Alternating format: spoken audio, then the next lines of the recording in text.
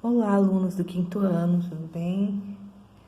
Vamos iniciar então mais uma aula de ciências.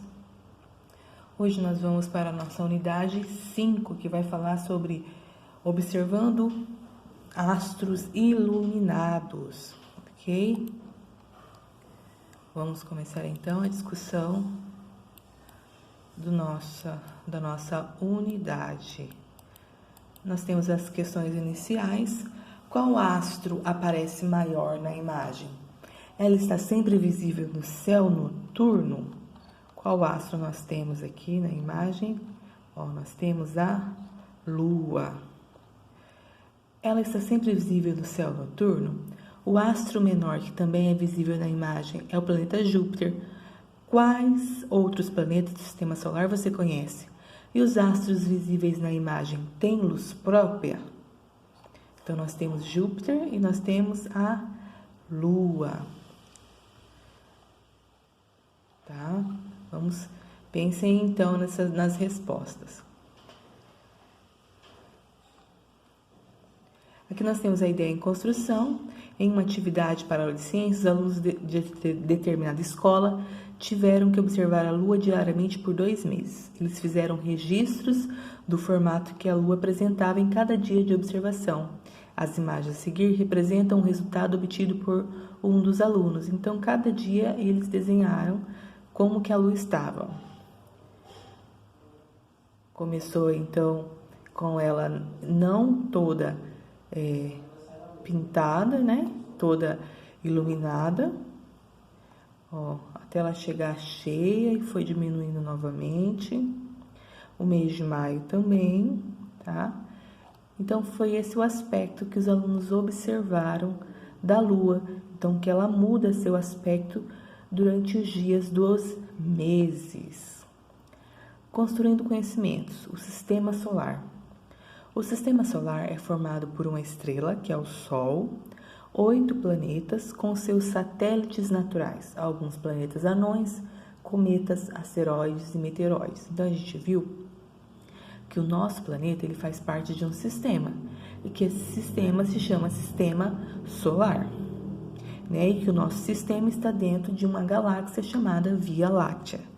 Os astrônomos e filósofos da antiguidade, como Aristóteles e Platão, acreditavam que o Sol, os outros planetas e as estrelas giravam em torno da Terra. O astrônomo, matemático e geográfico Ptolomeu foi o primeiro a estabelecer esse modelo, a partir dessas ideias pré-existentes que ficou conhecido como modelo geocêntrico, pois geo significa terra em grego. Então, bem antigamente, eles acreditavam que a nossa Terra era o centro do nosso sistema e que os outros planetas giravam em torno da nossa Terra, inclusive o Sol, que é a nossa estrela, tá? Esse modelo aqui, é o modelo geocêntrico, porque geo significa terra em grego, tá? Então, terra no centro. Então, eles acreditavam que esse sistema solar, nosso sistema solar, a Terra estava no centro, tá? No século III a.C., por meio de novos estudos e observações, o matemático e o astrônomo Aristarco de Samos percebeu que o Sol era maior que a Terra e que a Terra era maior que a Lua. Ele propôs então que a Terra girava em torno do Sol. Esse modelo ficou conhecido como modelo heliocêntrico, pois hélios quer dizer Sol em grego. Porém, essa ideia não foi aceita na época e o geocentrismo perdurou por cerca de 19 séculos. Então, por 19 séculos, as pessoas acreditavam que a Terra era o centro do sistema solar e que todos os demais astros giravam em torno da Terra. Em 1543, o astrônomo Nicolau Copérnico aperfeiçoou o modelo de Aristarco. No modelo de Copérnico, o Sol ocuparia o centro do universo e os planetas transitariam ao seu redor, formando caminhos chamados órbitas. Então, era aqui, ele acreditava que o Sol estaria aqui no centro de todo o universo e que os demais planetas e os outros corpos celestes giravam em torno do Sol. Todos os outros corpos celestes que existem no universo Essa volta em torno do Sol é chamada de órbita. Então, eles orbitavam ao redor do Sol. Mas ele acreditava que o Sol era o centro do universo, tá? Já no começo do século 17, o astrônomo alemão Johannes Kepler analisou dados levantados pelo astrônomo dinamarquês Tycho Brahe sobre o movimento dos planetas, e Kepler propôs então que as órbitas dos planetas em torno do Sol tinham o formato de élipse. De forma simplificada, uma élipse seria uma circunferência um pouco achatada, então não é redondinho certinho, é como se fosse mais oval essa órbita que os planetas fazem. E atualmente sabe-se que o Sol ocupa o centro do sistema solar, então não é o centro do universo, e todos os demais corpos celestes giram em torno do Sol, tá? Aqui nós temos o nosso sistema solar e o centro dele é o Sol, e existem então 8 planetas que orbitam o Sol. Então o Sol ele não é o centro do universo, ele é o centro do nosso sistema solar, tá? E os outros astros, então planetas anões, asteroides e cometas percorrem sua órbita ao redor dele. Então os planetas orbitam ao redor do Sol. Tá? Aqui nós temos a representação do sistema solar no modelo heliocêntrico. No esquema, o tamanho dos planetas e as órbitas e as distâncias não estão em escalas, ou seja, não são iguais que ao real. Os planetas e os planetas anões do sistema solar. Então, nós temos os planetas e nós temos os planetas anões. O planeta é um astro que não emite luz. Então, os planetas não emitem luz que nem as estrelas. E gira em torno de uma estrela. Então, planetas eles orbitam em volta de uma estrela. Um planeta reflete a luz da estrela que orbita, tem forma esférica e não encontra outro corpo semelhante a ele em sua órbita. Então, o planeta ele não tem luz própria, tá? Ele reflete a luz da estrela que ele orbita, no caso da gente é o Sol, tá? E no nosso sistema solar, então, há 8 planetas. Mercúrio, Vênus, Terra, Marte, que são planetas formados por rochas, são conhecidos como os planetas rochosos. E Júpiter, Saturno, Urano e Netuno, que são os planetas formados por gases. Veja a seguir mais informações sobre os planetas. Nas imagens, os diâmetros dos astros não estão apresentados em proporções reais. Então, nós temos o Mercúrio, tá? Ele tem satélites naturais? Não, ele não tem. O nosso satélite natural quem? É a Lua. O Mercúrio não tem, tá? Lua. Característica, é um planeta rochoso. Ele sofre impactos de muitos asteroides. Ele tem várias crateras na sua superfície. E é o planeta mais próximo do Sol. O segundo planeta é Vênus, tá? Ele também não tem satélites naturais. Ele também é formado por rochas, é um planeta rochoso, é o segundo mais próximo do Sol. Ele tem um tamanho parecido com o tamanho da Terra. Ele aparece no Sol no início da noite e no início da manhã como um ponto mais brilhante, bastante brilhante, sendo confundido frequentemente com uma estrela. Depois nós temos a Terra, tá? Então nós temos um satélite natural, que é só um, que é a Lua. É um planeta também rochoso, possui atmosfera, então é aquela camada de gases que protege a nossa Terra. Até o momento é o único planeta em que há água no estado líquido e que pode abrigar a vida como conhecemos. Então, o terceiro planeta mais próximo do Sol é a Terra. Depois nós temos Marte, tem satélites, tá? São 2, então são 2 luas. Característica, planeta rochoso, ele também possui atmosfera e rochas de coloração avermelhada. É o quarto planeta mais próximo do Sol. Depois nós temos Júpiter, que tem 79 satélites naturais, não 79 satélites que giram em torno dele. É um planeta gasoso, ele é formado por gases. É o maior do sistema solar e é o quinto mais distante do Sol. Ele apresenta um sistema de anéis pouco visíveis ao seu redor. Tá? Depois nós temos Saturno, que tem 53 satélites confirmados. Tá? É um planeta também formado por gases. Ele tem esses anéis, bem evidentes. Esses anéis são formados de gelo e rocha. E é o sexto planeta a partir do Sol. Depois nós temos Urano, que também é um planeta formado por gases. Ele tem uma coloração azulada, devido aos gases que formam a sua atmosfera. Possui anéis também em volta dele, só que são mais difíceis de visualizar, e é o 7º planeta a partir do Sol. E depois nós temos Netuno, que tem 13 satélites naturais que giram em torno dele, tá? É um planeta também formado por gases, tem também anéis, mas é de difícil visualização, tem uma coloração bem azulada, ó, e devido ele é o mais distante do Sol, ele é mais escuro e frio. Então, esses são os planetas do nosso sistema solar, são os 8 planetas que fazem parte do sistema solar que orbitam em volta do Sol. Mas nós temos também outros tipos de planeta que fazem parte do sistema, que são os planetas anão. Um planeta anão é um astro arredondado que gira em torno de uma estrela e que pode compartilhar sua órbita com outros corpos celestes de diferentes tamanhos. No sistema solar, há 5 planetas anões: Ceres, Plutão, Eris, Makemake, Haumea. Todos são formados por rochas e gelos e alguns deles têm satélites naturais, tá? Então são planetas, só que eles são bem menores do que os demais planetas, tá? A gente tem a característica aqui, ó, do Ceres, não tem satélite natural, maior objeto localizado no cinturão de asteroides entre Marte e Júpiter. Plutão, que antes era considerado um planeta, agora é considerado um planeta anão, possui 5 satélites, tá? Haumea também possui 2 satélites naturais, foi descoberto em 2003, ele se localiza depois de Plutão. Makemake foi descoberto em 2005, ele se localiza no cinturão.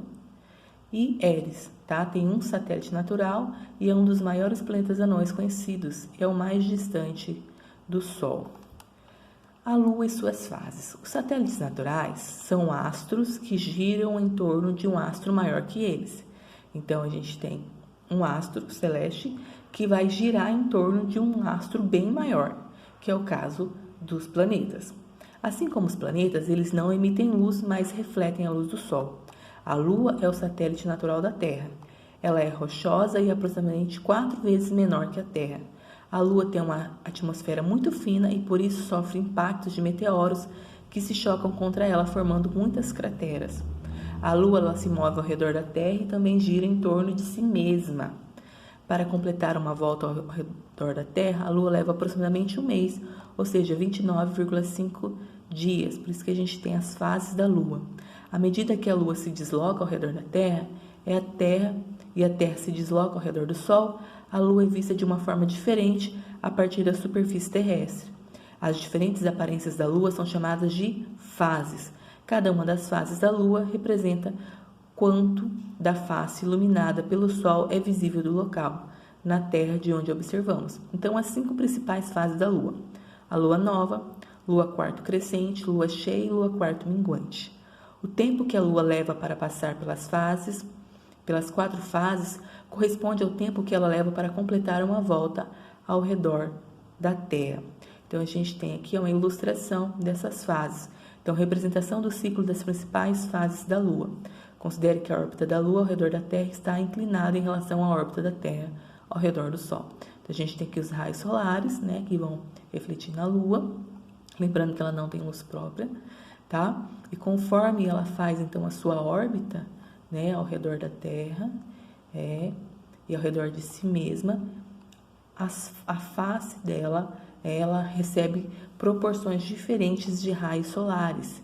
Então, nós temos a Lua nova, é quando a gente não consegue observar ela no céu, tá? Depois ela começa a crescer, então a gente começa a ver parte dela iluminada, que a gente chama então de Lua quarto crescente. Depois a gente consegue ver ela toda iluminada, que é quando ela está cheia.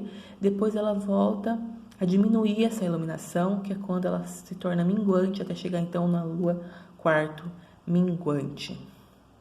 O esquema ilustrado na página anterior, que mostra a Lua em órbita ao redor da Terra, também representa os aspectos das 4 principais fases desse satélite, como se estivéssemos observando os astros do espaço.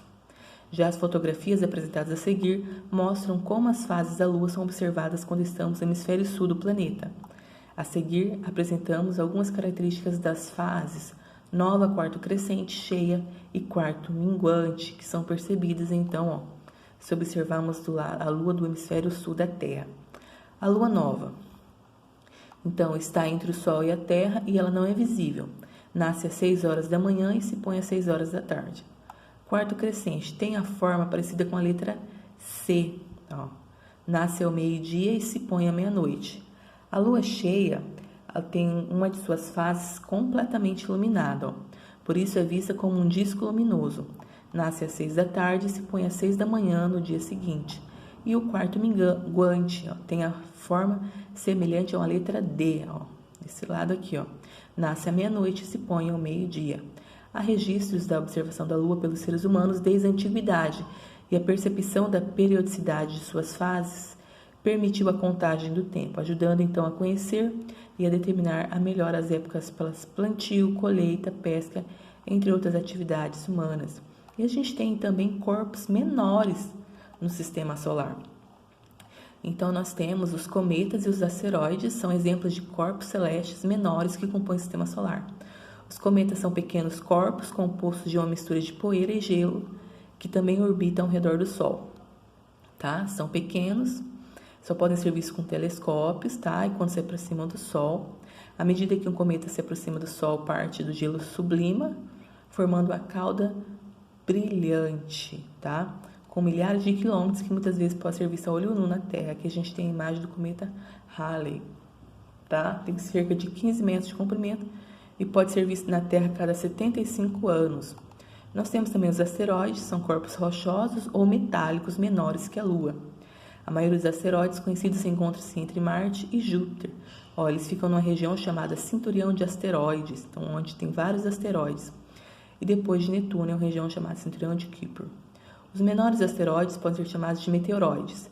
Quando um pequeno asteroide entra na atmosfera, tá, ele é chamado de meteoro. A maioria deles é desintegrado, ou seja, ele se desintegra, se diminui as partículas. Porém, quando o meteoro não é completamente desintegrado, tá, ele cai na superfície terrestre e quando ele cai no chão, ó, ele é chamado de meteorito. A gente tem uma imagem de um asteroide, tá, e aqui a gente tem a imagem de um meteorito, tá? Aqui nós temos, então, o sistema solar, e aqui seria, então, o cinturão, ó, que é onde estão, então, esses asteroides, meteoroides, ok? Nós temos aqui a continuação do sistema. Aqui nós temos explicando o que são os satélites artificiais. Então, nós temos os naturais, né, que são corpos menores que planetas que orbitam em volta desses corpos maiores. Nós temos os satélites artificiais, que são instrumentos desenvolvidos pelos seres humanos, que foram lançados no espaço e orbitam a Terra. E aí tem várias utilidades. Por exemplo, satélite de comunicação orbitando a Terra. Tá? São várias utilidades que tem. Os satélites artificiais. E aqui nós encerramos, então, esse capítulo, tá? O capítulo sobre os astros iluminados. Então, o sistema solar é formado pelo Sol, em torno do qual orbitam 8 planetas e 5 planetas anões, além de cometas e asteroides. Alguns dos planetas têm satélites naturais, né? Então, outros não. E aqui a gente tem a representação do sistema solar. Ok? E assim a gente encerra, então, esse capítulo 5, ok?